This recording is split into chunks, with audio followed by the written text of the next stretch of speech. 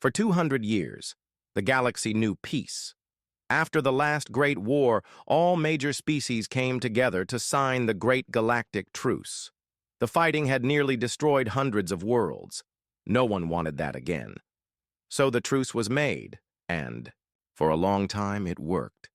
But there was one species that had disappeared after the war: humans. They had lost millions. Their cities were burned. Their colonies were taken. After the war, Earth had gone silent. They left the Council, shut down their space borders, and stopped responding to any communication. Many believed humans had given up. Some thought they had gone extinct. Others believed they had become too weak to matter anymore. The galaxy moved on. Trade routes opened. New alliances were built. And slowly, people forgot the fear they once had of Earth's power. But then came the Zorath Empire. Zorath was not like the others. They believed in strength, not peace. They thought the truce had made the galaxy weak, and they wanted more planets, more resources, more control. Zorath's leaders made a bold move. Without warning, they broke the truce. Their warships attacked border worlds, destroying colonies that couldn't defend themselves. Small species were wiped out in hours. The Galactic Council watched, they talked, they argued, but they did nothing. No one wanted to start another war. No one wanted to fight the Zorath, but Zorath was not finished. They set their eyes on a small mining colony called Nova 6. It was located far from the central systems, near a dead zone of space. It had little value, or so they thought. What the galaxy didn't know was this: Nova 6 was not just a mining colony. It belonged to Earth. Secretly, humans had been using it for years, collecting rare minerals, building quietly in the shadows. Zorath sent a full strike force to Nova 6, 10 battleships, hundreds of fighters. They expected an easy victory. But then something strange happened. All communication from Nova 6 suddenly stopped. No distress call, no battle signal, just silence. At first, the Zorath thought they had won. But then, their own ships stopped sending reports. One by one, the signal from each warship went dark. Panic spread across the Zorath command. Was it a trap? Was there a hidden defense system? Then, across the galaxy, every major station, council chamber, and ship received a sudden transmission. The screen turned black. Then a voice spoke. Calm, cold, and human. You have awakened something old. We are not what we were. We are what comes after peace. Gasps echoed across the council chambers. Species from every corner of the galaxy stared at the message. Some didn't believe it. Others felt a deep old fear return. And then the screen changed. Now it showed footage, real footage, recorded from a Zorath ship's black box. A single human warship, dark and silent, appeared in front of the Zorath fleet. It didn't match any known design. Sleek, fast, and surrounded by strange energy, it moved like a shadow in space. The Zorath opened fire. All their weapons lit up the stars. The human ship didn't move, but its hull shimmered, absorbing or deflecting every blast. Then, in a blink, it vanished. Seconds later, 5 Zorath battleships exploded, one after the other, as if ripped apart from the inside. No weapons were seen, no warning, just destruction. The camera shook, screams were heard, and then darkness. The footage ended. The screen went black again. The voice returned, only this time it spoke with finality. We gave you peace. You chose war. Now you will remember why you once feared us. The message ended. The galaxy fell into silence. Council members sat frozen in their chairs. Military leaders rewatched the footage in disbelief. News channels replayed the transmission across every inhabited world. For the first time in centuries, the galaxy felt true fear. The humans were back, but they were no longer the same. They had changed. They had evolved, and they were angry. The galaxy had seen the footage. No one could deny it now. Humans were not gone. They had returned, but they were different, stronger, faster, silent. Their ship moved like nothing ever seen before. Leaders of many species gathered in secret. Fear spread through their halls like wildfire. Some wanted answers. Others wanted to run. A few, like the Zorath, still believed it was a trick. They said, "One ship doesn't mean anything. It was old footage. Maybe a defense drone. Maybe fake." But in their hearts, they knew better. Earth had not stayed silent out of weakness. They had been preparing.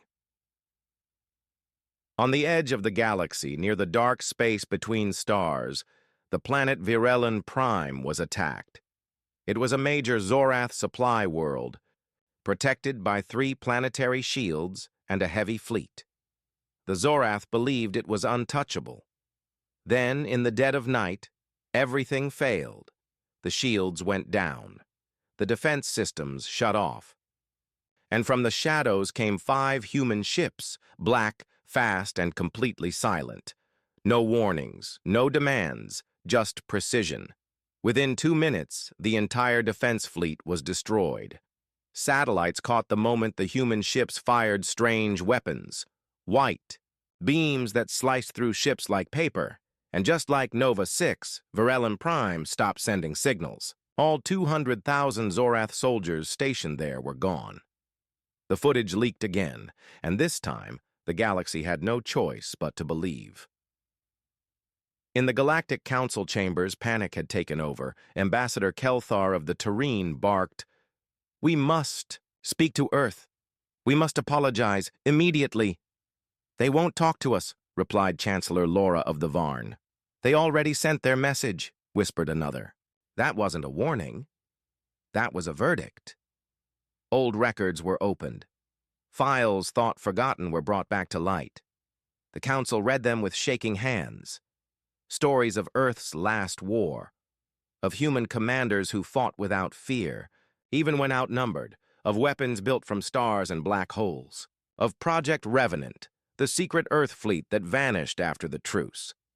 Back then, Earth was seen as dangerous, but balanced, emotional, yet fair. They fought hard, but they always gave mercy.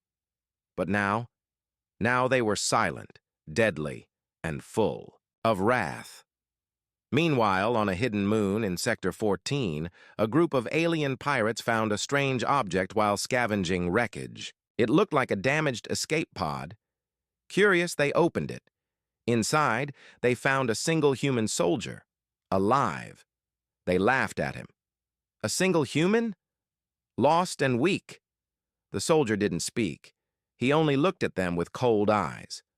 One of the pirates raised a weapon. "Say something," the soldier did. "I was waiting for you." A bright light filled the room. The pirate ship exploded 5 seconds later. No survivors. The wreckage showed a shocking truth.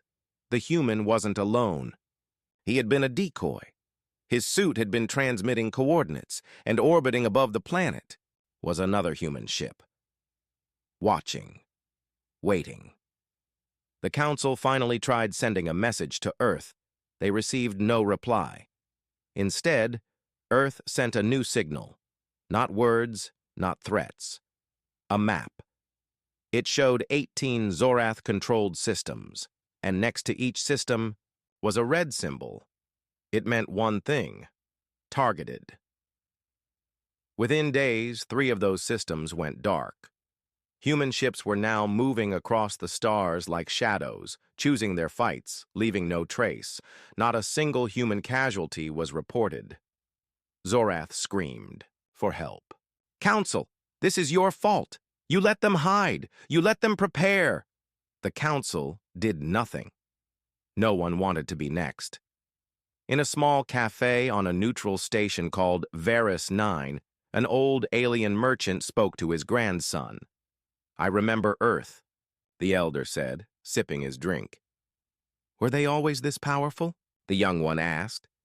The old merchant looked up. No, he said. They were kind. They laughed. They danced. They made music. They loved peace. Then why are they doing this now? The old one sighed. Because we made a mistake, he said. We thought silence meant weakness, but silence is just waiting. He looked at the stars above, and now the ones who once gave peace are showing us what they became during the silence. The galaxy was changing. Everyone could feel it. Since the attack on Virelom Prime, human ships had been striking without mercy. No one saw them coming. No one could stop them. They left no messages, no prisoners, just silence. The Zorath Empire, once loud and proud, had now gone quiet. They had lost 7 systems in 2 weeks. Entire fleets were missing. And Earth had still not said a word. In the council chambers, panic grew. Every race remembered the truce. Every species had once promised peace, but now peace was gone. And Earth, once a quiet member of the truce, was bringing war like never before. Ambassador Kelthar stood again. We must go to Earth, face to face, ask for mercy. Chancellor Laura shook her head. They are not answering calls. They have sealed their systems. No ship can enter or leave Sol without being destroyed. One younger diplomat whispered, Then maybe we ask why. Why are they so angry? Why now? The room went quiet. No one had an answer. On the edge of human space, a single alien ship drifted near an asteroid field. It was a science vessel from the Olan species, collecting data on old star paths. They found something strange, a large object hidden in the rocks. It was not an asteroid. It was a human satellite, ancient but active, still running. Curious, they brought it on board. The moment it powered on, a voice spoke. A human voice. This is Echo 7, emergency recording. If you're hearing this, Earth is gone. And we failed. The aliens looked at each other, confused. The voice continued. They broke the truce. They bombed Earth's cities, millions dead. But we're not finished. We're never finished. If Earth falls, we rise again. We remember, we rebuild, we return. The signal ended, but the message was clear. Even if Earth had fallen, humanity had made a promise to the stars. They would return. And now, they had. The Olan scientists quickly sent the message to the Galactic Council. It was proof that Earth had been attacked. Long ago, possibly by the Zorath or someone working with them. But the Council had hidden that truth for years. Back then, Earth had begged for justice, and the Council had said no. That betrayal had been erased from the records. Now, it was returning like a ghost, an echo from the past. Meanwhile, deep within the Sol system, Earth had changed. No longer the blue planet of peace and life. Now it was a fortress. Giant defense rings orbited Earth. Massive hangars held fleets of black ships, sharp, silent, and deadly. Automated factories built new weapons every hour. The old cities had become underground bunkers filled with data, soldiers, and silence. And at the center of it all, in a place called the Core, sat the one who led them. She was known only as Admiral. Reina Solari, born after the Great Betrayal, trained in secret, she had never known peace. She had studied every species, every council vote, every lie told to Earth. Now she was the voice of the fleet, and her orders were clear. No talks, no mercy, no mistakes. At the same time, on a refugee planet called Juna 4, a young Zorath child asked his teacher, "Why do humans hate us?" The teacher paused, thinking carefully. "Because we hurt them," she said softly. "But it was long ago," the child replied. "Can't we say sorry?" The teacher looked to the sky. "Some wounds don't heal with words," she said. "Some wounds grow stronger in silence." Back in space, another system fell. Zeroth 2, a military supply planet, had 20 Zorath destroyers guarding it. But when the human fleet arrived, they used something new. A wave weapon. Not loud, not explosive, just a quiet pulse. And suddenly, every ship stopped moving. Their systems shut down. Their weapons failed. And then the human ships moved in, cutting them apart with cold precision. From orbit, satellites recorded it all. Once again, the footage was leaked across the galaxy. The same voice played at the end of the video. We are not what we were. We are what you made us. Echoes never fade. The galaxy was finally beginning to understand. Humans were not just fighting for territory. They were fighting for memory, for justice, for every voice silenced during the betrayal. The galaxy had forgotten. They had forgotten Earth's strength, Earth's pain, Earth's promise. But Earth had not forgotten anything. Now the truth was rising, from the ashes, from the silence, from the stars. Inside the Sol system, Earth's hidden power finally awakened. Hundreds of massive ships launched from orbit. These were not old models, not weak freighters or clunky warships. These were called Revenant-class dreadnoughts, silent giants built for one purpose, revenge. Each ship was black as space, with no windows, no markings, only glowing red lines that pulsed like veins. They had no names, no need for fame. They were ghosts from Earth's past, returning to finish what others started. At the head of the fleet, Admiral Reyna Solari stood in the command chamber of the Midnight Spear, the largest human warship ever created. Her voice was calm, but full of cold fire. Today we finish what they began. No survivors. No surrender. Let the galaxy feel what Earth became in the dark. Her officers nodded without a word. They had all been trained for this moment. Many were orphans, born after the last war, raised by machines and stories. Stories of betrayal, of silence, of fire. Now, they would write their own story, with steel and fury. Meanwhile, the Galactic Council still debated. Panicked messages filled the chambers. Earth's fleet is moving. They took the core system in under 10 minutes. We must open talks. Send envoys. But it was too late. Humanity wasn't answering messages. They were delivering one. In a quiet star system near the Zorath homeworld, a powerful fleet of 60 alien warships waited. The Zorath thought it was enough to stop anything. Then, the humans came. Only 5 Revenant dreadnoughts appeared on the scanners. The Zorath Admiral laughed. Only 5? They mock us. But the laughter died quickly. Each dreadnought unleashed, weapons never seen before. Waves of energy bent light, gravity twisted. Time slowed for the Zorath ships. Their shields collapsed. Their weapons failed. Their crews screamed in confusion. Then came the Oblivion torpedoes, 1 torpedo per ship. In seconds, the entire Zorath fleet was gone, erased from space. No debris, no bodies, no warning. The humans left a message behind. We warned you. You chose war. We became its masters. Back on Earth, old commanders watched the footage. One of them, General Voss, spoke to a group of young cadets. You see that? He asked, pointing at the hollow screen. That's not just power. That's patience. That's pain turned into precision. One cadet raised his hand. Will we stop if they beg? Voss looked at him with cold eyes. They begged when we begged. They watched when we burned. Now they listen when we speak fire.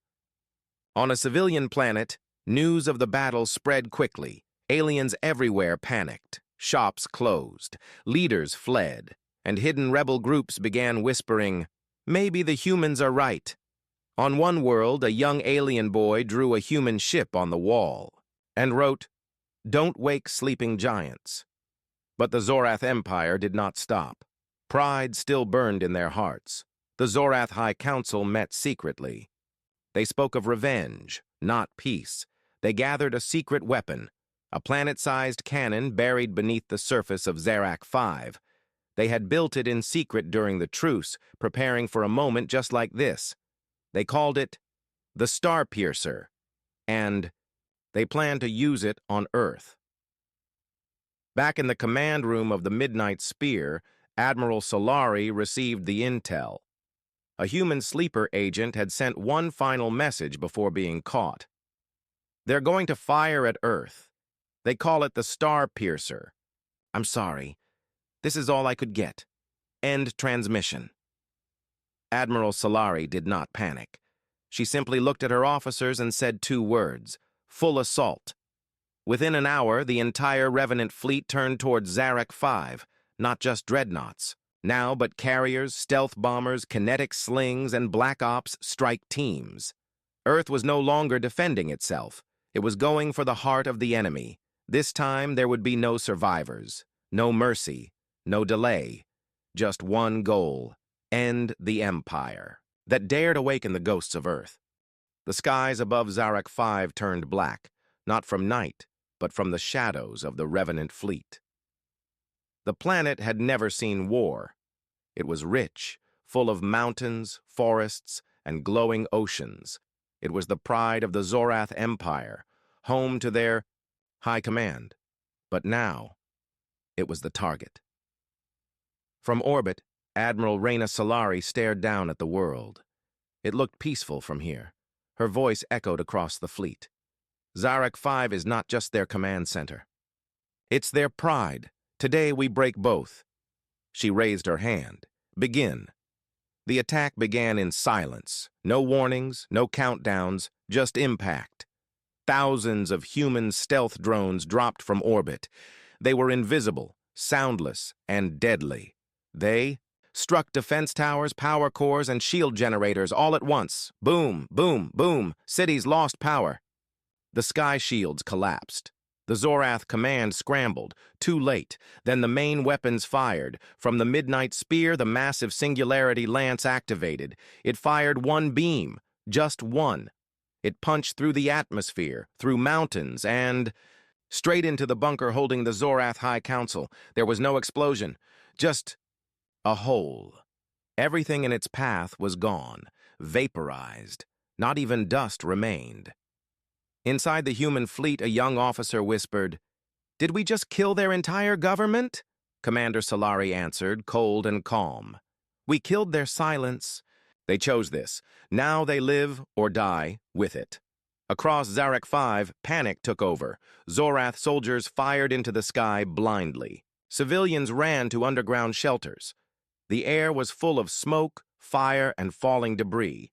The Star Piercer cannon, their secret weapon buried deep under the ground, was preparing to fire at Earth. It needed 2 more minutes. Human forces knew. That's why a special squad had been sent. They were called Ghost Team 6, 10 elite human soldiers in black armor. No names, no voices, no mercy. They landed near the cannon's entrance. One soldier looked at the timer. 1 minute, 48 seconds. He nodded. Plenty of time. They moved like shadows. Every Zorath guard that stood in their way vanished. Silent takedowns, one after another. They reached the core chamber with only 15 seconds left. The room was massive. Metal walls, glowing red tubes, and a control panel lit with alien symbols. The cannon was charging. Energy pulsed with power. The team planted a small black device on the control core. It beeped once. The squad leader said one word. "Good night." Boom. The explosion didn't just destroy the cannon, it collapsed the entire underground base. The Star Piercer was gone, and with it, Zorath's last hope. Back in orbit, human ships began their final sweep. Cities were marked and destroyed, military bases leveled, weapons factories reduced to craters. The planet was spared total destruction, but its empire was finished. Zarak 5 was conquered. Admiral Solari ordered. A message sent across the galaxy. It was short. Zarak 5 has fallen. The Zorath Empire is broken. Earth has returned. The galaxy froze. Billions of beings across thousands of worlds watched the footage. Burning cities, alien leaders turned to ash, and the terrifying sight of human warships blotting out the sun. Some cheered, some cried, but all understood.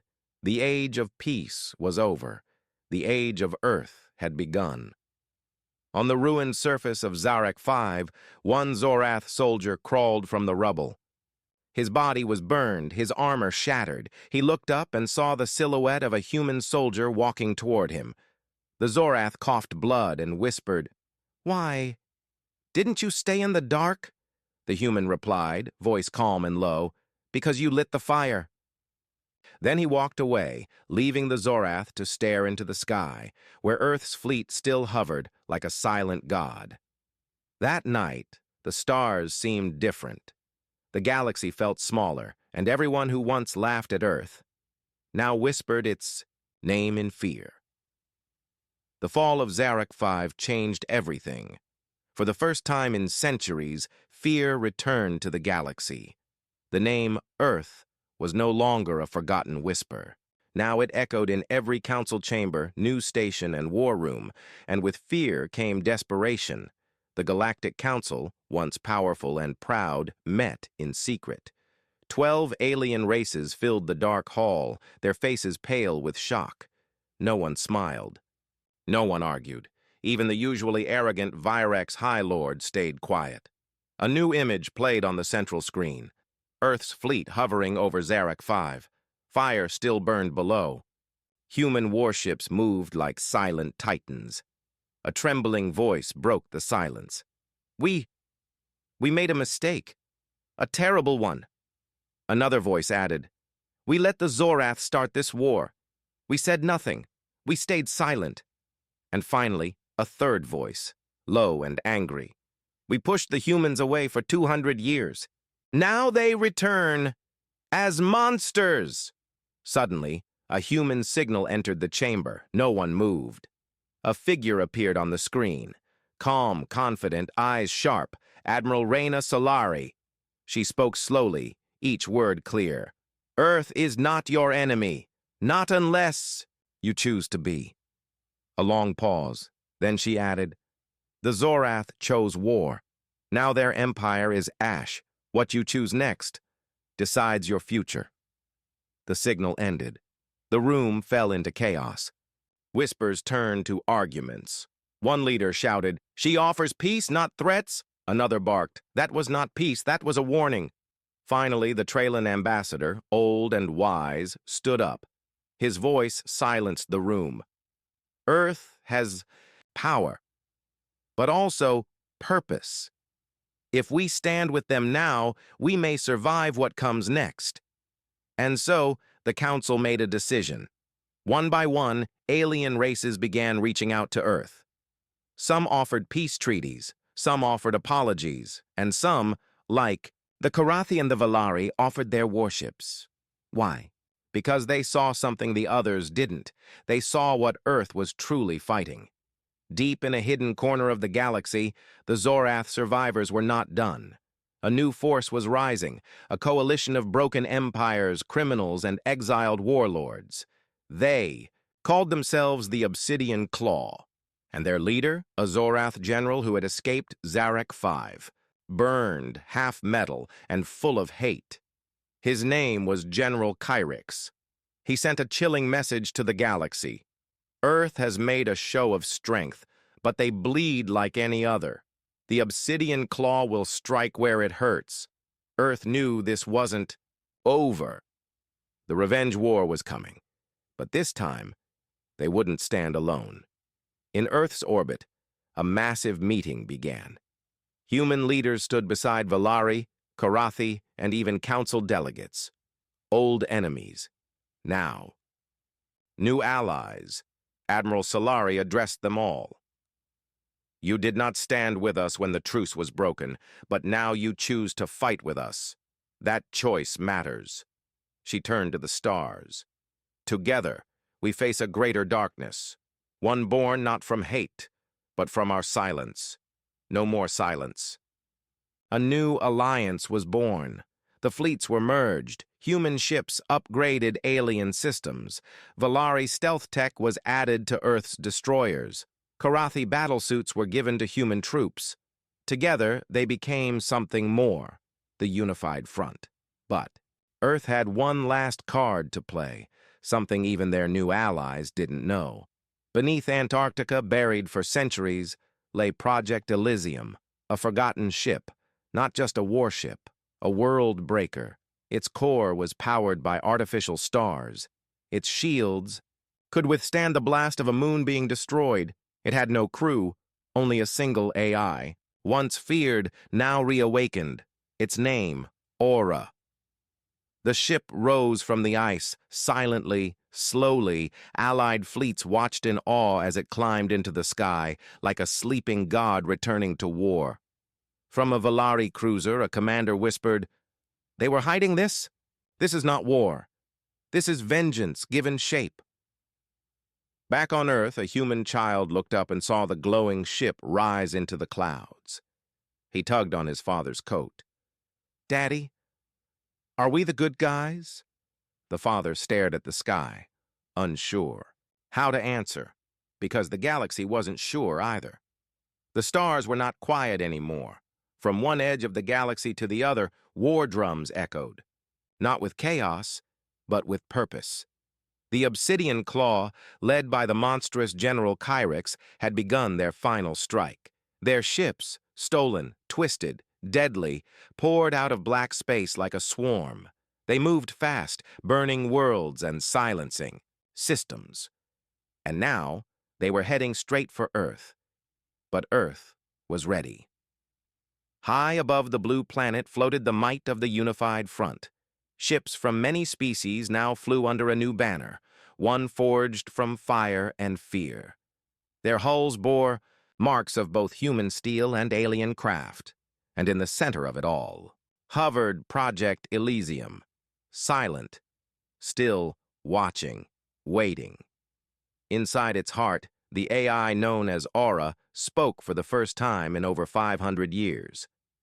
"Threat confirmed. Initiating final protocol, humanity. Let us finish what you started." In the command center of Earth's main fleet, Admiral Reyna Solari stood tall. Her voice was calm as she addressed the fleet. "They come to finish us, but we are no longer the broken, no longer the silent. We are the sword that answers injustice." She paused. "Let them come." The battle began at the edge of the solar system. The Obsidian Claw sent thousands of ships, each one packed with weapons and rage. Their plan was simple: hit Earth hard, fast, and without mercy. But they didn't expect what waited. Earth's orbital cannons roared to life. Valari stealth ships appeared from nothing, slicing enemy carriers in two. Karathi warsuits dropped from orbit, slamming into enemy cruisers with force like meteors. And then, Project Elysium moved. The superweapon made no sound. It didn't fire in anger. It fired with precision.